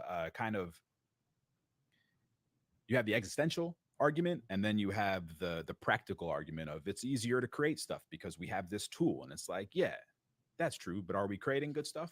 And do we need to be creating stuff like this? And that's kind of where I draw the line, is at that existential argument of yes, technically it might be a tool that makes things easier and makes things appear easier, but the quality of those things is not good. Like the quality, the level of quality and the standard that we have now has been lowered to a point where now we're having this discussion. It's like the stuff we're seeing from AI is like right there. It's like, yeah, but like what are we really talking about? Let's talk about, so Tyrone, you are clearly, I'd put you down as a probably not a fan on the AI tip. Maybe just a quick clarification. I think AI is a great tool that should not be used to be pushing people out of art. AI should be doing, very menial tasks that serve us to make our lives better, not to just kind of give us stuff that we can put in our faces. So you're not anti R2D2. I'm not anti-AI. I'm anti-AI being used by people who already own a lot of the wealth to hoard more of that wealth and remove it and take that wealth from the people who would have gotten paid for it otherwise. So it's not as much. So if my daughter Kiki developed an AI vocal tool that could be used for the benefit of only Black people, or let's say people in our family, let's not even say racial, let's say for only, tailors in this household, then it'd be less of an issue for you because it's not going directly into the corporate bank, and it's not taken away from other people. Before you answer that, allow me to sidestep that and say, fuck that question, because what I really want to ask you about is your opinion. You said you couldn't even get through Ahsoka. Yeah. Now, that's not really as much as do AI. It was more to do with just the watering down and the diluting of the shows and the stuff that we watch. Yeah. But you loved Andor. But yeah. And I think it's they're different parts of the same issue. Explain. I think for what's happening, segue, what's happening in Star Wars right now, and what's happening, the same thing is happening in Marvel, is you have just like this watering down of actual ideas and shows and stories and stuff. So you can just have a bunch of nostalgia. You have a bunch of nostalgia just shoved in your face. So as long as we hit this point, and give you this person showing up and saying a few things and stuff, that's all we really need. Yeah. Ahsoka was the first time that I have just stopped watching a Star Wars show. I think it was like episode 2 or 3. I was like, I can't do this. Like, this is bad. It's bad. And you watch Rebels and all the others. Couldn't get through Rebels either. And I think me personally, I don't think Dave Filoni has any business directing live action stuff and being like I don't think he's a good storyteller. I think he makes a better encyclopedia than he does a novel. Ooh, wait, Nolly. Correct. Whoa, Nolly. Look, he talks a lot. And granted, Filoni is well versed in Star Wars. Very well versed in Star Wars. Super smart. He'd be a great consultant on a show or something. Maybe stick him in the writer's room. Yeah. But this man was like promising us the world. Yeah, that was a mistake. And gave us never over promise to a Star Wars fan, because they're going to be disappointed anyway. Especially after the sequels, like that whole mess. Like, you have to be careful with Star Wars fans. Oh, 100%. But Nolly, I hate to call you out, but you're on record speaking of your love for Clone Wars. And that's all Dave Filoni. That's like literally all Dave Filoni. There's something, but that's not live action. Fair enough. And I'm gonna call myself out. In the early Mandalorian days, I was like, Dave Filoni's killing it. Yeah. Dave Filoni, the Mandalorian, give him everything. Yeah, this last season did a thing where they didn't do the thing right, but the first 2 seasons I still stand by. Yeah, and I'm not mad at Dave Filoni if Disney came to him and they were like, hey, great news, we want you to be the main guy and make this many shows with this many characters and just go crazy, just have a great time. Yeah. And I don't think he was well enough equipped and that's true to make this work. They wanted Kevin Feige him, but the problem is that he's got talents that should be utilized where he's good at them, like things like Clone Wars. Yeah.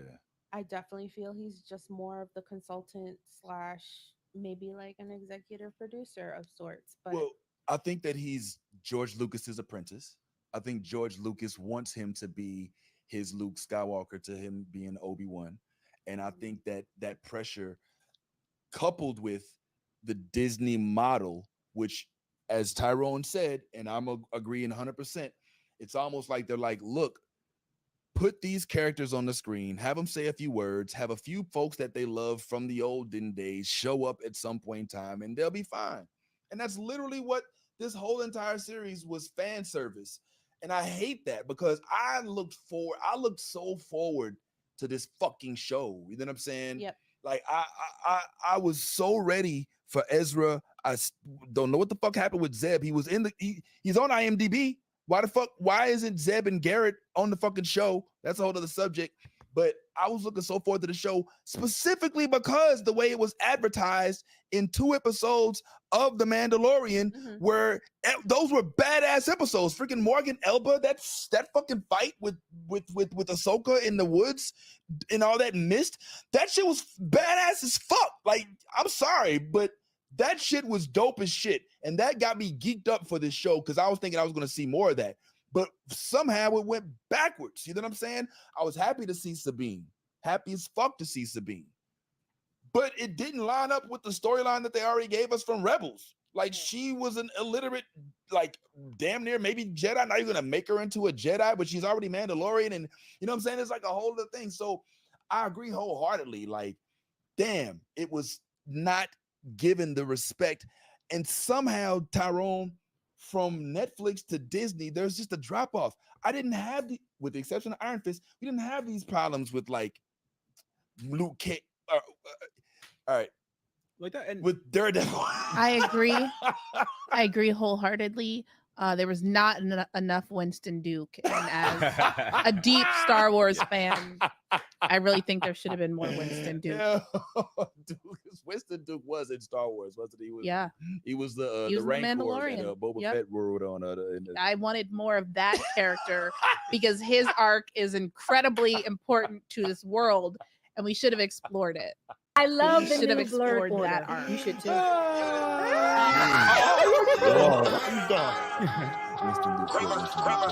Let me get all this 10p Wayne. All the niggas rapping about the same old thing. I've been coming through with the same old gang. Ain't shit changed except 9 got a name. Got it out the mud, but we got no stains. Cold ass bitch with a gold ass chain. The girl call me daddy, not my government name. Money on my mind, got them bands on my brain. And look who I ran into. Blerd. What is y'all doing out here? We're here at New York Comic Con 2023. The man known as the Iron Sheik. Iron Sheik, bro? What? Center of the ring, Boston Garden. I find a jabroni, Hulk Hogan. I break his box. The Iron Sheik, greatest heavyweight champion of our greatest talking champion, greatest Olympic champion, greatest AU champion. Sheik, what about the heavyweight? I said the heavyweight champion. You know, listen. Spider-Man Noir, complete with Bruno Mars fedora, the one and only Static Shock, the original Miles Morales, Jafar, he's our man. If he can't do it, great. I done ran into the street rat himself. Have you seen Jasmine, by the way? I keep looking for her. I mean, I did see her. I think there were some suitors. We went into a bathroom, and I'm not sure what they was doing in there. I know how to spend my next wish. Omar Holman, the author of Black Nerd Problems. Co-author, excuse me. Having a great time. And I get to be interviewed by you, Vince Taylor. Oh my God, like, stop. DJ Dimple? Ow, what's up, DJ Dimple? That's what means, Vince. A dream come true. I mean, I do make dreams come true sometimes. I said. Hippie Star Child. It's the villain PR madam herself. So how you liking the con so far, Miss Tiffany? It's really fun, very different from the West Coast, but I really love it over here. Better or worse?